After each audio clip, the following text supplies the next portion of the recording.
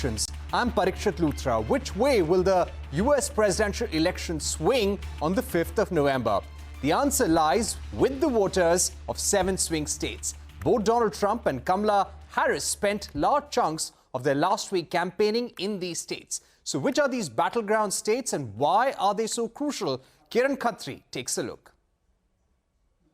Will America get its first woman president, or will Donald Trump secure a second presidency?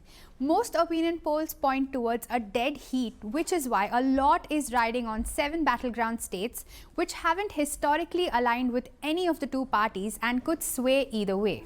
The 7 states, Arizona, Georgia, Michigan, Nevada, North Carolina, Pennsylvania and Wisconsin, control 93 electoral college votes. Pennsylvania has the highest at 19, followed by Georgia and North Carolina with 16 each. As per polling averages calculated by ABC News' analytical website 538, neither of the candidates has a decisive lead in any of the states. However, Kamala Harris seems to be doing better than Joe Biden, who was trailing Trump by 5 percentage points in polls earlier this year. Trump has a small lead in Arizona, Georgia, Nevada and North Carolina, while Harris has a slight edge in Wisconsin and Michigan. Remember, the polls have a margin of error, so the numbers could be higher or lower. Let's take a look at how the swing states voted in the previous elections. Pennsylvania, the 5th most populous American state, has seen aggressive campaigning by both candidates. Trump clinched the state in 2016, but Biden showed strength here in 2020. In the 2020 election, this was won by the Democrats by the razor-thin margin of just 1%, and the margin could well be narrower this time.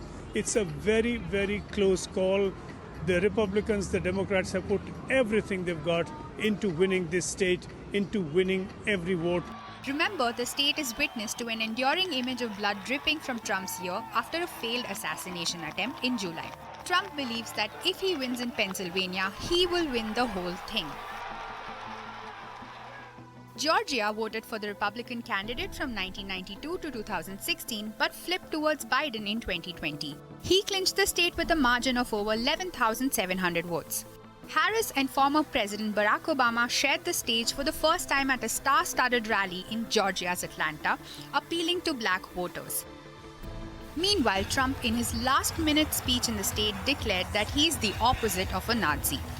Michigan was in Trump's kitty in 2016, but he lost to Biden just 4 years later. In primaries earlier this year, many Michigan Democrats did not back Biden because of his support for Israel's war in Gaza. Harris was heckled by an anti-war protester in a recent rally.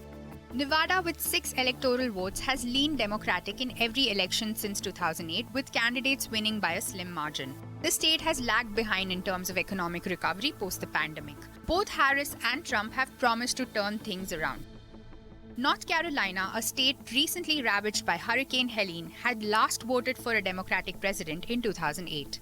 Trump clinched the state in 2020 by just 75,000 votes. Joe Biden won Wisconsin in 2020, flipping the state that sided with Trump during his first presidential run. In both 2016 and 2020, polls underestimated the support for Trump. For now, we'll have to stay put and see who will emerge the victor. This is Kiran Khatri for CNBC-TV18.